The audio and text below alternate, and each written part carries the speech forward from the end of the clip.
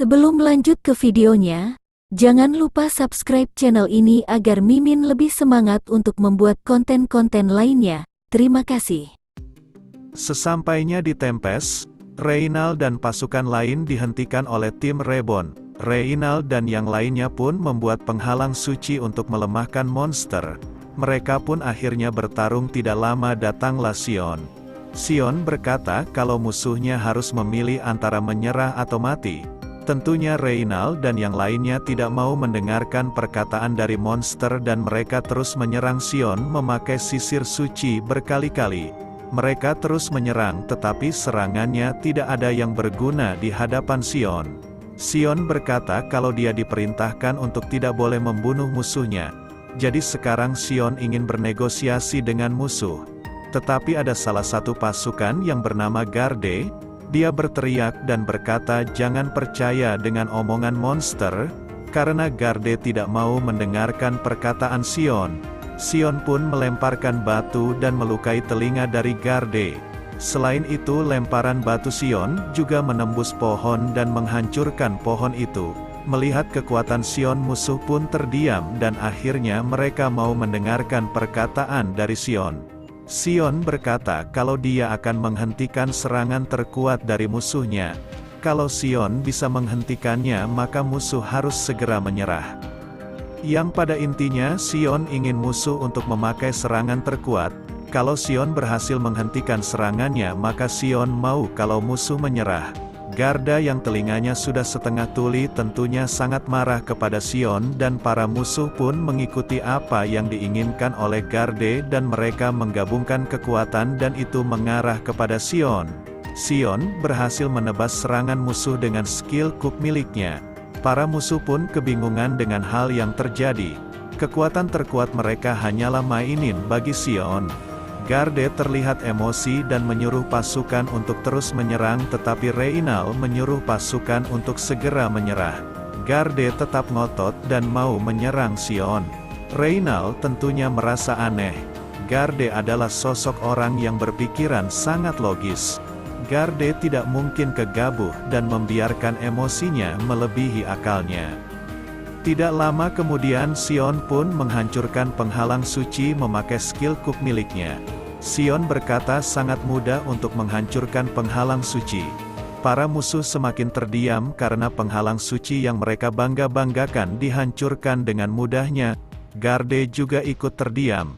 Reynald terus berpikir dan dia akhirnya menyadari bahwa 7 Sage telah memanfaatkan dirinya. Reynald pun akhirnya sadar kalau Hinata datang ke Tempest hanya untuk bernegosiasi. Reynald menyesal karena dirinya ditipu oleh 7 Sage.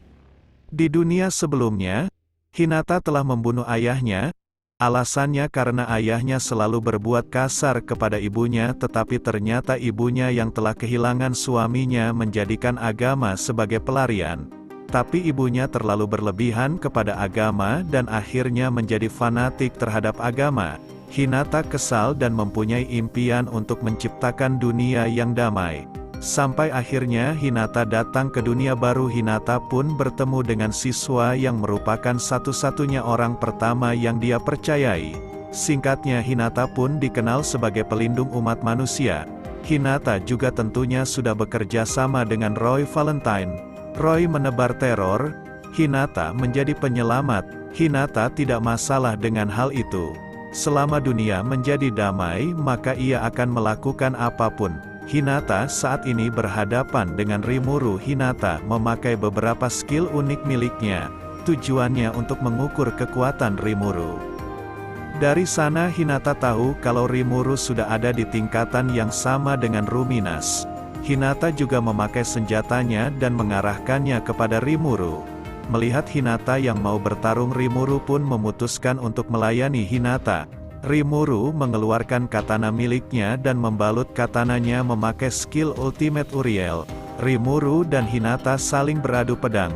Mereka bertarung dengan sangat cepat, tidak ada satupun dari mereka yang terluka.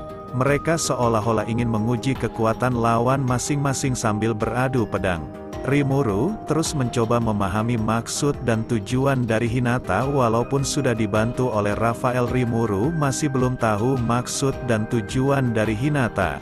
Di sisi lain Hinata agak kesal karena Rimuru mampu mengimbanginya dalam beradu pedang. Hinata sudah memakai beberapa skill unik untuk membaca dan memprediksi pergerakan Rimuru. Tetapi ternyata hal itu masih tidak berguna di hadapan Rimuru. Hinata pun berpikir, dan dia memutuskan untuk ganti rencana. Rimuru sendiri kagum karena Hinata mempunyai teknik berpedang yang sangat luar biasa. Rimuru mulai terkena beberapa serangan dari Hinata, tetapi Rimuru masih melanjutkan pertarungannya. Sampai akhirnya di dalam pertarungan Rimuru mempelajari skill baru yaitu Predict Future Attack. Dengan skill itu Rimuru bisa melihat sekilas masa depan dan dia bisa membaca semua gerakan Hinata. Hinata pun terkejut karena kali ini Rimuru bisa membaca semua pergerakannya, seolah-olah Rimuru telah menjadi orang yang berbeda. Karena kondisi semakin sulit, Hinata pun mengajukan permintaan ke Rimuru. Hinata bilang kalau dia akan memakai serangan terkuatnya dan kalau Rimuru bisa menahannya maka Rimuru akan menang. Rafael bilang kalau Hinata tidak mempunyai niat membunuh, tetapi Hinata berkata jujur kalau dia bakal memakai serangan terkuatnya. Rimuru pun memutuskan untuk menerima permintaan Hinata, tentunya dengan syarat kalau Hinata harus menepati janjinya. Di sisi lain pertarungan Benimaru, Sui, dan dua Bisman terkuat, pertarungan tersebut sudah berakhir. Kemenangan ada pada pihak Benimaru dan yang lainnya para musuh terbaring di tanah, tapi ada juga yang duduk. Hanya musuh dari Sui yang terlihat sangat aneh. Musuh Sui adalah wanita dan dia terlihat seperti menyukai Sui. Pertarungan Sion juga sudah selesai dan Sion mendekat diikuti oleh kesatria gereja di belakangnya. Mereka semua yang telah selesai bertarung saat ini mereka melihat pertarungan Hinata melawan Rimuru. Hinata pun mengumpulkan semua kekuatan di tangan kirinya, tangannya terlihat sangat bercahaya, cahaya itu digabungkan dengan pedang miliknya, dan Hinata pun menebaskan pedangnya, cahaya yang besar menuju ke arah Rimuru. Rafael pun panik dan bilang bahwa serangan tidak bisa ditahan ataupun dihindari karena serangan Hinata sangat cepat. Skill Rafael menyarankan untuk memakai Ultimate Beelzebub dan serangan Hinata pun berhasil digagalkan. Rimuru menghabiskan 70% energinya karena menahan serangan Hinata. Hinata tertawa karena serangannya digagalkan. Dan tidak lama tiba-tiba tubuh Hinata ditusuk petir putih yang sangat panas. Hinata berteriak tentang 7 sage. Di suatu tempat Ruminas terlihat sedang memeluk peti mati, walaupun Ruminas terluka ketika menyentuh peti itu, tapi Ruminas tidak peduli dan terus memeluk peti itu. Ruminas yakin kalau suatu hari nanti Ruminas akan melepaskan gadis yang tertidur di dalam peti itu. Tidak lama kemudian datanglah Louis. Louis memberitahu kalau Hinata pergi ke Tempest untuk bertarung dengan Rimuru. Awalnya Louis sengaja membiarkan Hinata, ia mau melihat apa yang akan terjadi. Tapi sekarang kondisinya memburuk. Ruminas kaget dan dia langsung bersiap untuk pergi. Ruminas tidak mau kalau Hinata terbunuh. Di suatu tempat di negara Farmus, saat ini Damrada sudah mulai bergerak. Di Farmus juga beredar rumor bahwa Yumu dan Edomalis telah menggelapkan uang negara. Saat ini perang antara faksi Edomalis dan Raja Edward akan segera dimulai. Berkat Damrada juga perang saudara di Farmus terjadi lebih cepat dan Damrada juga mendapat info dari salah satu bangsawan bahwa iblis itu ingin mengakhiri perang dengan cepat. Iblis yang dimaksud itu adalah Diablo. Damrada juga tahu bahwa Razen telah melayani Diablo dan Damrada terus berpikir tentang Diablo. Damrada tahu kalau Diablo sangat berbahaya, alasannya karena Diablo telah mengalahkan Razen dan Damrada pun memutuskan untuk tidak ikut campur dengan perang di Farmus, dan Damrada akan pergi ke Tempest. Damrada juga akan mengutus 6 orang kontraktor sebagai bala bantuan kepada Raja Edward. Jadi kontraktor itu adalah sekelompok orang yang ahli bertarung dan berburu yang tentunya ada di daerah kekaisaran. Di sisi lain Raja Edward saat ini sangat senang dengan jabatan barunya sebagai raja. Sebagian besar bangsawan mendukung dirinya. Awalnya Edward tidak berani berperang melawan Yumu dan Edomalis. Alasannya karena mereka didukung oleh Rimuru. Tetapi karena angin segar mengarah padanya maka Edward berani berperang. Jadi sejak kematian Reyehim banyak dukungan kepada Raja Edward. Edward didukung oleh kesatria kuil yang berniat membunuh Diablo. Edward juga dapat kabar kalau Hinata juga akan membunuh Rimuru. Edward yakin kalau Hinata bakal menang. Sedangkan untuk Veldora, Edward yakin kalau bangsa-bangsa barat pasti akan berhasil menghentikan Veldora. Selain itu 3 battle sage dari gereja barat juga akan membantu dalam perang kali ini. Dengan semua bantuan ini Edward menjadi yakin dengan kemenangan miliknya. Saat ini bagi Glenda kondisi peperangan sangat tidak menguntungkan. Alasannya karena Diablo.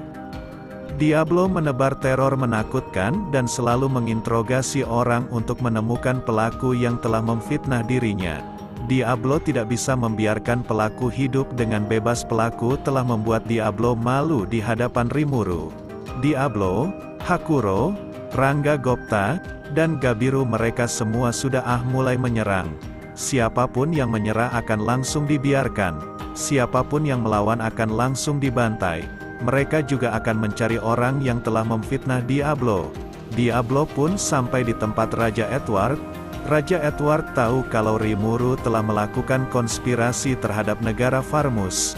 Edward juga terus berisik dan memberikan bukti palsu tentang Diablo yang telah membunuh Reyehim. Diablo menjelaskan kalau bukan dia yang telah membunuh Reyehim. Tetapi Edward masih berisik dan malah menghina Rimuru. Tentunya itu membuat Diablo menjadi marah. Edward menyuruh pasukannya untuk mengalahkan Diablo. Pasukan dari Kekaisaran Timur mulai menyerang Diablo dengan rantai senyawa yang diilhami oleh sihir suci. Diablo menanyakan apakah lawannya sudah siap untuk menyerang atau belum. Bagi lawan hal itu adalah merupakan penghinaan. Diablo seolah meremehkan lawannya.